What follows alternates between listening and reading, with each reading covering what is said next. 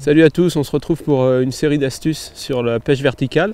Donc là on est sur une gravière, donc je vais vous parler de la pêche verticale dans ce genre de conditions, c'est-à-dire plan d'eau, gravière, darse, etc. Donc en eau plutôt morte. Donc il y a des paramètres assez importants sur lesquels on va pouvoir jouer, notamment la vitesse et le grammage de la tête plombée. Donc on va essayer de faire un mix de tout ça.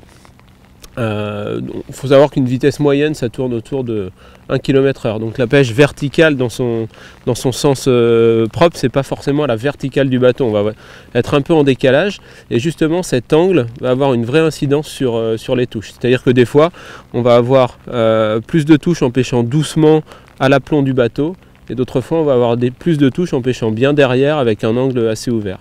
Et en jouant sur le grammage de la tête plombée, on va réussir à avoir justement cet angle vraiment droit, c'est-à-dire une ligne verticale, ou alors en pêchant plus léger, un angle vraiment ouvert et une ligne un peu plus horizontale. Donc ça veut dire que selon les conditions, et ça c'est à tester en conditions réelles, c'est-à-dire au cours de la même journée, on va tester des vitesses différentes, et notamment du plus lent quasiment, donc c'est pas tout à fait à l'arrêt mais presque, jusqu'au plus rapide, jusqu'à 2 km/h, en jouant sur les grammages de tête, pour avoir justement une présentation différente, donc des angles différents entre la verticale et un angle vraiment ouvert assez loin. C'est-à-dire que je peux pêcher à la même vitesse avec une tête de 10 grammes et un leurre qui va flotter légèrement un peu loin du bateau, ou alors une tête de 28 grammes ou 21 grammes avec un leurre qui ne tire pas, avec un finesse, où là je vais avoir quelque chose de très statique et de très à l'aplomb du bateau. La grosse incidence, ça va être sur les animations quand on en fait, sur les tressautements comme ça, c'est-à-dire que avec un angle ouvert et un leurre loin du bateau, le tressautement ne va pas avoir d'incidence verticale sur la nage du leurre. On va avoir quelque chose de beaucoup plus horizontal, beaucoup plus plaqué au fond, et il y a pas mal de conditions où justement ça fait la différence. Où une animation proche du fond et plutôt horizontale va déclencher des touches alors qu'une animation verticale va rien faire. Donc le conseil, c'est qu'au cours de la même journée, et pour trouver le meilleur ratio de touches, on va varier le grammage de la tête plombée et donc l'angle pour essayer d'avoir un meilleur ratio et de rentrer les touches. Salut à tous, on se retrouve pour une nouvelle astuce sur la pêche verticale et ça va concerner cette fois la prise en main de la canne. Parce qu'on voit un petit peu tout type de prise en main. Il y a la prise porte-plume, il y a la prise où on a le doigt sur le blanc en soutenant un peu la canne de dessous. Il y a des prises plus basses avec, dans le prolongement du bras. Donc moi d'une manière générale, j'utilise beaucoup la prise basse parce que c'est un bon maintien de la canne et on a beaucoup d'amplitude pour le ferrage, pour planter les hameçons. La prise porte-plume, elle, à contrario, elle peut être vraiment très bien sur les pêches lentes, où on va avoir besoin d'animer précisément, de soutenir le leurre juste au-dessus du fond. C'est surtout utilisé sur des plans d'eau, des lacs, pas de courant, des poissons plutôt tatillons, plutôt petits, avec des têtes fines, avec des hameçons très fins qui vont se planter facilement dans la bouche du poisson. Donc on a une prise qu'on appelle donc porte-plume, qui se fait comme ceci. Et donc là au ferrage, on va juste lever le bras, rattraper le mou, et ça suffit à piquer les petits poissons avec des hameçons très fins. Donc ça c'est une pêche, une tenue de canne qui est réservée plutôt aux conditions difficiles, aux petits poissons et aux hameçons fins. La prise que je fais le plus souvent, que j'utilise le plus souvent, ça va être en général avec un doigt quand même sur le blanc pour avoir un meilleur ressenti, mais ça va être une prise en main avec une canne plutôt basse. Et là justement ça va être à réserver aux pêches un petit peu plus fortes, et puis aux conditions les plus courantes on va dire, parce que là j'ai vraiment le levier nécessaire.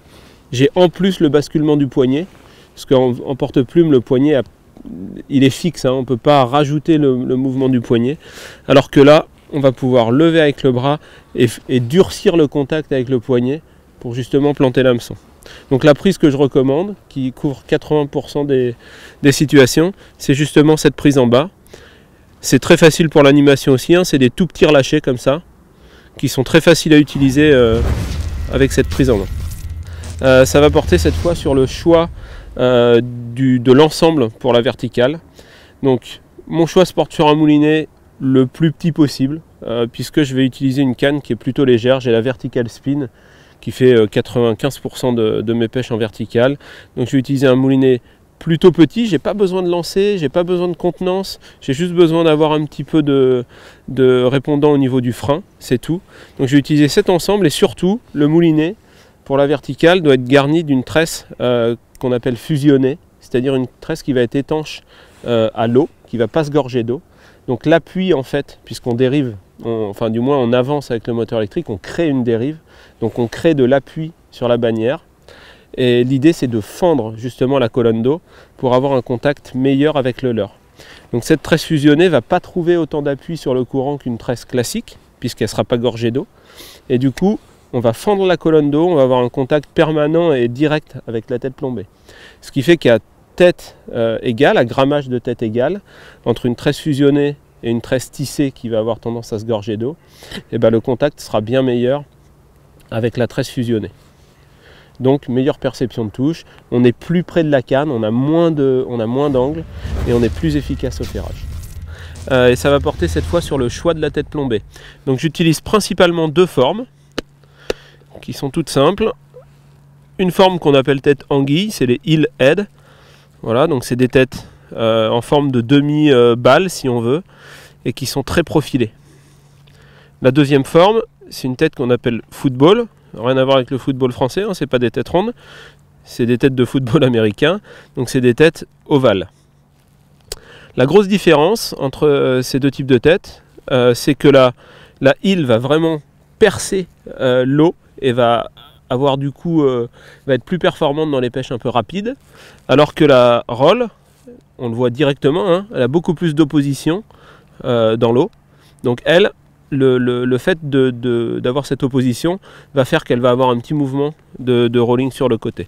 Et puis c'est aussi une tête qui s'accroche très peu, notamment sur les fonds caillouteux, par rapport à une île qui va aller facilement se mettre entre les cailloux.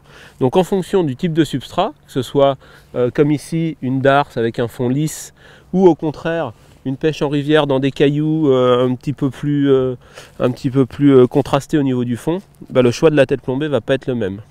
Donc en général, quand je fais le choix de pêcher vite, sur des endroits dégagés, par exemple avec un finesse, hein, comme c'est le cas ici, et ben mon choix va se porter directement sur la île.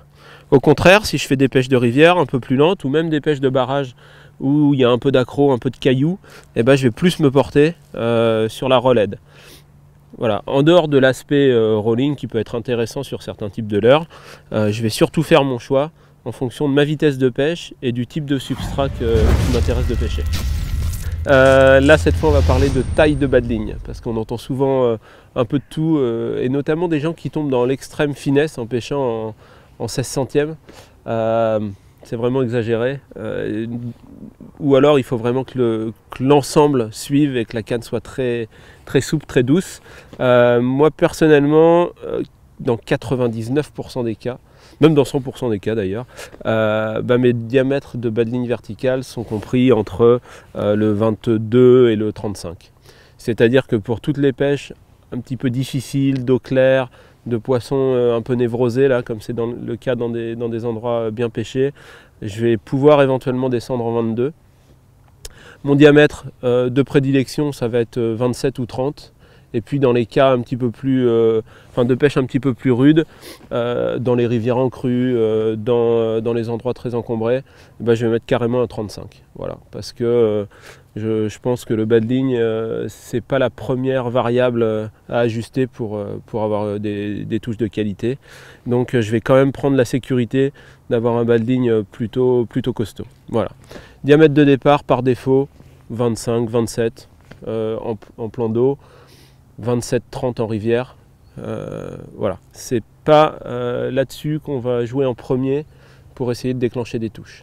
Après, dans un deuxième temps, si vraiment on voit que les poissons sont tatillons, que la fréquence des touches est pas bonne, que c'est des touches courtes, pourquoi pas affiner, notamment si on pêche fin. Par exemple, si je décide de mettre une tête de 10 grammes pour une pêche difficile avec un petit finesse, là effectivement, je vais tâcher de dimensionner l'ensemble en fonction du leurre du poisson recherché.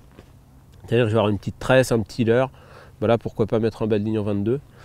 Par contre, dès l'instant que je vais pêcher avec un leurre de 15 cm, je ne vais pas du tout mettre un bas de ligne en 22. Il faut quand même avoir suffisamment de résistance, notamment pour ferrer efficacement et planter les hameçons.